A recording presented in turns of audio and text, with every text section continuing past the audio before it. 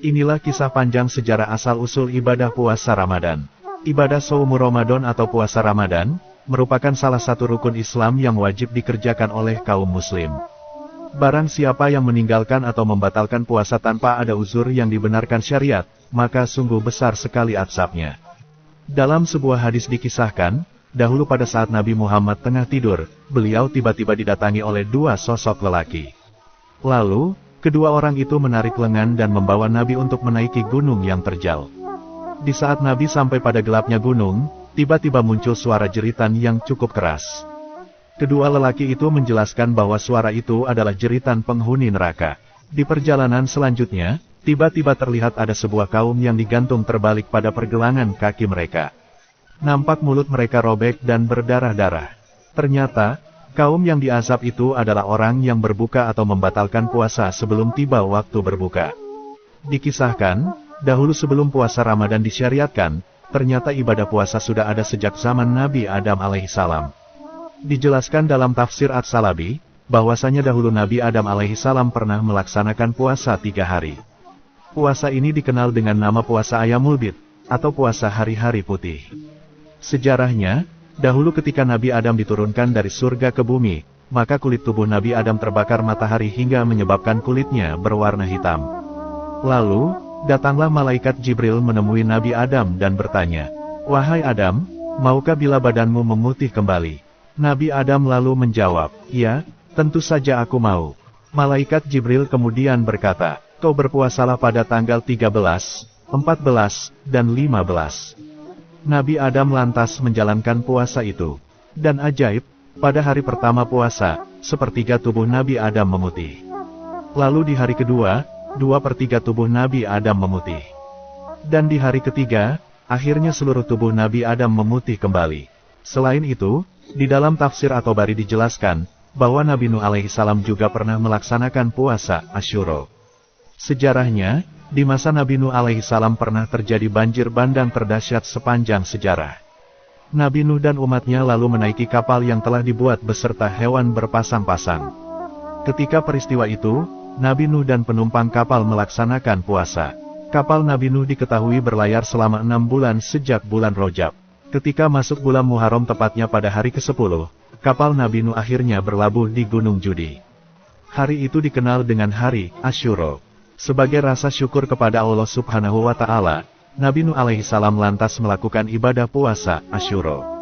Ibadah ini tidak hanya dilakukan Nabi Nuh saja, tetapi beliau juga menyuruh para penumpang kapal untuk bersama-sama berpuasa Asyura. Hal ini sebagai wujud syukur atas nikmat yang diberikan Allah kepada mereka.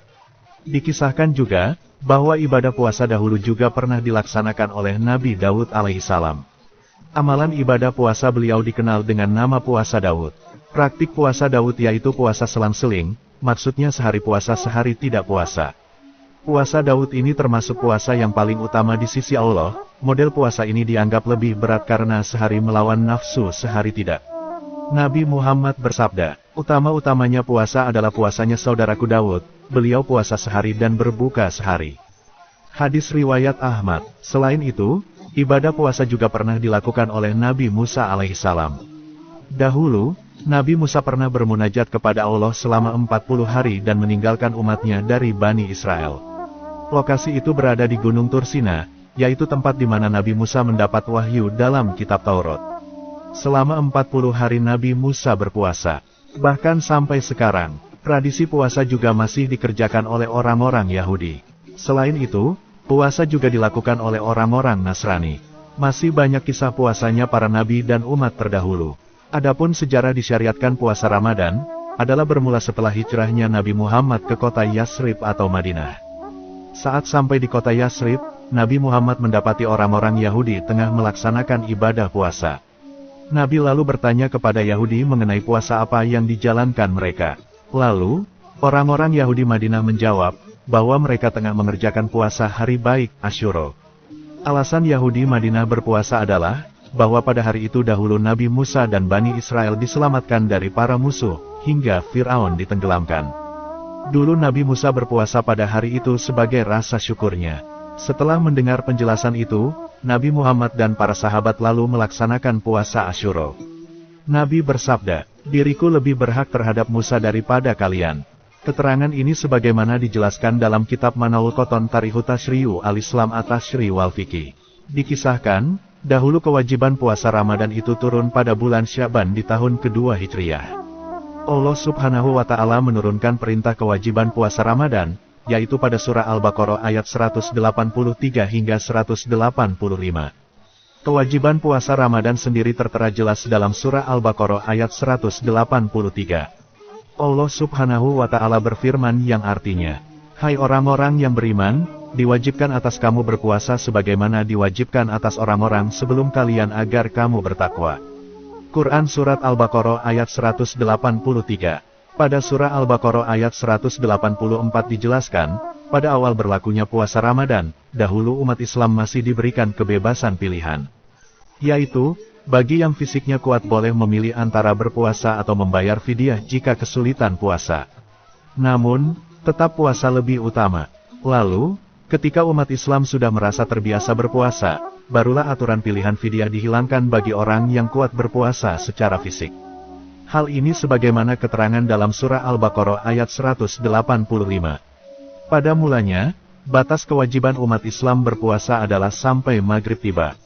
Setelah berbuka, mereka masih boleh untuk makan, minum, dan melakukan hubungan suami istri. Kebolehan itu berlaku sampai mereka sholat isya dan tidur. Setelah itu, mereka tak boleh makan minum dan berhubungan suami istri sampai waktu berbuka puasa lagi. Namun, dalam perjalanannya ketentuan itu dirasa berat bagi umat Islam hingga banyak yang melanggaran larangan berpuasa. Karena keluhan dan keberatan itu, barulah Allah Subhanahu wa Ta'ala menurunkan surah Al-Baqarah ayat 187 yang menjelaskan kelonggaran aturan berpuasa. Yaitu, diperbolehkannya umat muslim untuk makan, minum, dan berhubungan suami istri selama malam Ramadan sampai terbitnya fajar. Turunnya surah Al-Baqarah ayat 187 ini tentunya sangat disambut bahagia dan senang hati oleh seluruh kaum muslim. Dan, kebahagiaan nikmat itu masih bisa kita rasakan hingga sekarang ini. Wallahu a'lamu bishawab.